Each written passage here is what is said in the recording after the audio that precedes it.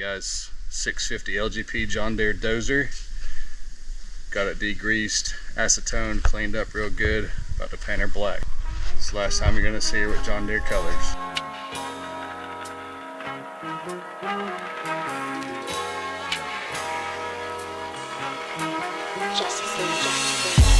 Keeping it G ain't nothing.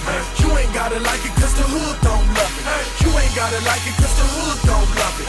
Watch a young short ass I'm puppy. Good. Hey, shut those back off, Ethan, and check them fluids. I think the Dozer's got something going on.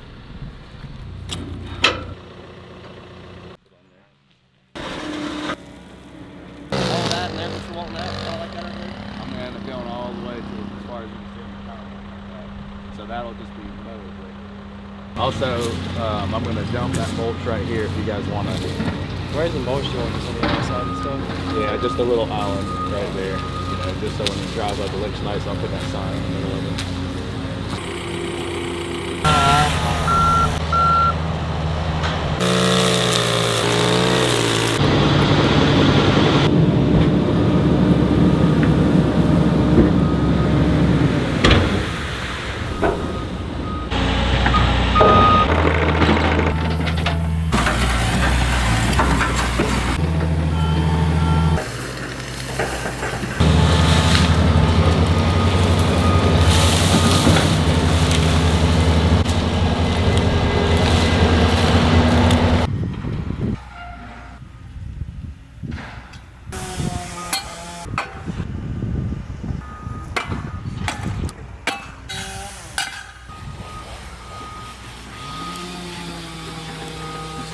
Since I had to advertise an inch of dust on that thing.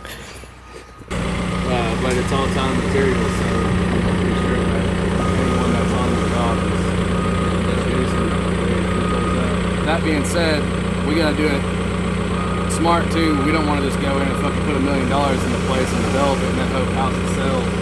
That's why, like, in a minute, pull Chris back here and y'all work through. That way there, you know, you're kind of cleaning this up, cleaning the road up, cleaning that first house side up. That first house side's ready to go. We just keep going that way. Can we go ahead and get him up here now? Yeah, I mean, he's out of sight now, so, I mean, there's 3 house sites right here, so we need to work on getting these 3 ready.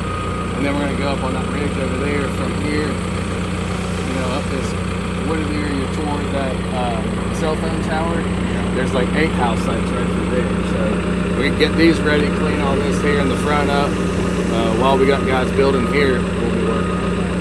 Alright, I'm out of here.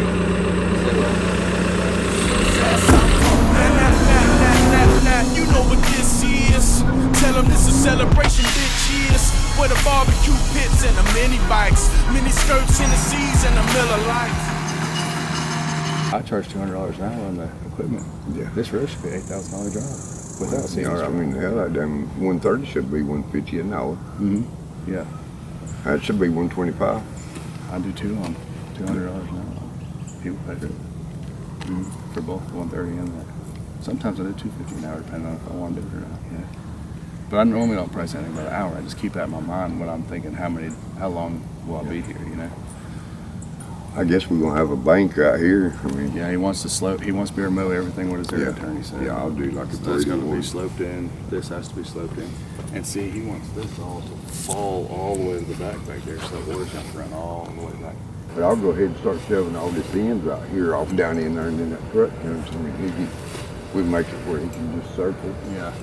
He said he still wants to be able to see that graveyard there from the backyard, so we can't make it level because then you wouldn't be able to see it, so it'll have to fall off some. And he said he wants to be able to mow everything.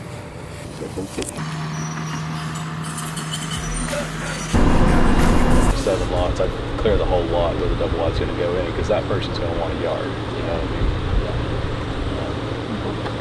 And we can do it, you know, however you want to do it. Is the pear pole going to be a problem, or will they move it? No, it's no problem. I think we can even go right on the other side of it for now too, but you can ask them to move it. Well, that's what I'm saying. I don't know where the stop is right now. I know it's somewhere right in there, near that pole. Even if it is, we can come in between here, you know, and go up and follow that ridge line up. Because, Gravel's high now, though. well, I'm gonna tell you what I'm gonna do. I have to build a base before I can do a road, so I'm gonna get the waste to build my base. Cool. If this road served 2 lots, and then you did put a road here to serve 2 lots, then you could just do a standard 12-foot. But if one road goes Search to, all of them. go talk to the city. They're pushing really hard for housing right now. You know, they may work with you. I've called, nobody's never called me back. They don't. You gotta go camp out in their office to get anything done. Well, they're calling. At City Hall? Yeah, she's there with development, so. So do I have to do anything with the county? Because usually when I run my trailer park, I had to deal with the county, but they said when you're in the city, deal with both of them. So that not true. I don't think on this you will. Sometimes, like with your park, you probably need to go through the health department, right? I don't think on this you'll need to do that, you know. I don't know what the limit on housing like that is, but I think it's so many per lot. So like if you were to want to do 20 tiny homes in here, then you probably need to go to the health department, you know. But I think if you're only doing the 4, and Oh, Heather, no, it'll be more than that.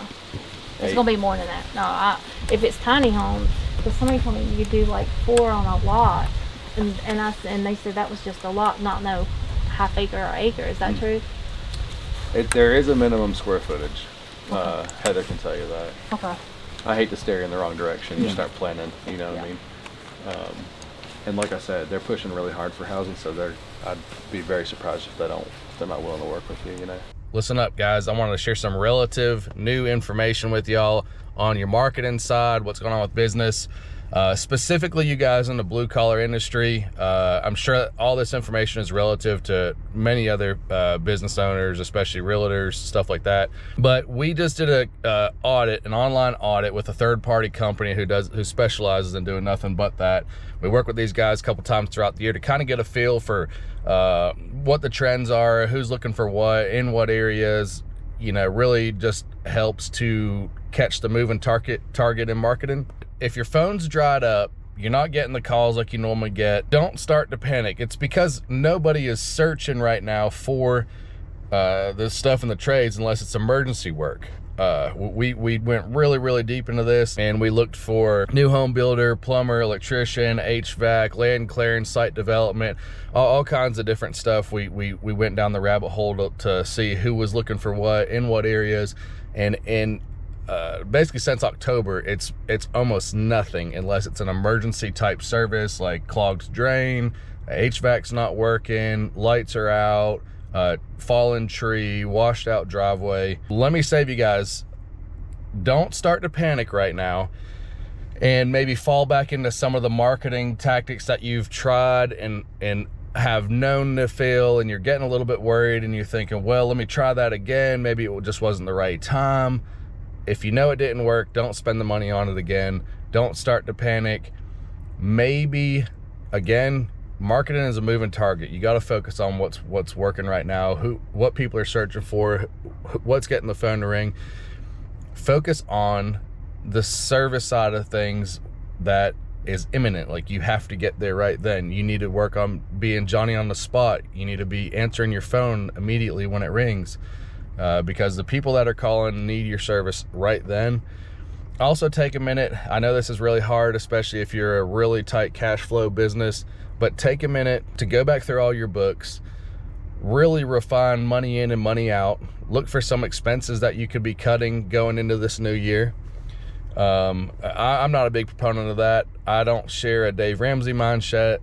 I share a Grant Cardone mindset, where we look at just bringing more money in instead of cutting the bottom line. But you can really get a lot more lean in these times right now, so that when you're wide open, you don't multiply the influx of wasted money on whatever the expenses are that you could possibly cut. So take a second to go back and look at some of that, adjust some of your marketing. Maybe, promote those emergency services right now. It's freezing temperatures right now in most of the states. So think about that. Think about weather. Think about storms coming in. Try to gear your marketing towards that. Don't start to panic. Don't start wasting money on lead generation services, field marketing stuff that didn't work in the past. Take the time to brand yourself. Take the time to get all your equipment looking good. I'd say within a month or two, the phones are going to pick right back up. Everything's going to be back to normal. We're just in a little bit of a lull right now. Holiday season, elections are coming up. Lots of variables right now that are dependent on that. But I just wanted to share that information with you. We did a deep dive into that, and instead of you guys stressing out and panicking over it, I wanted to share the information that we gathered. So hopefully that helps y'all.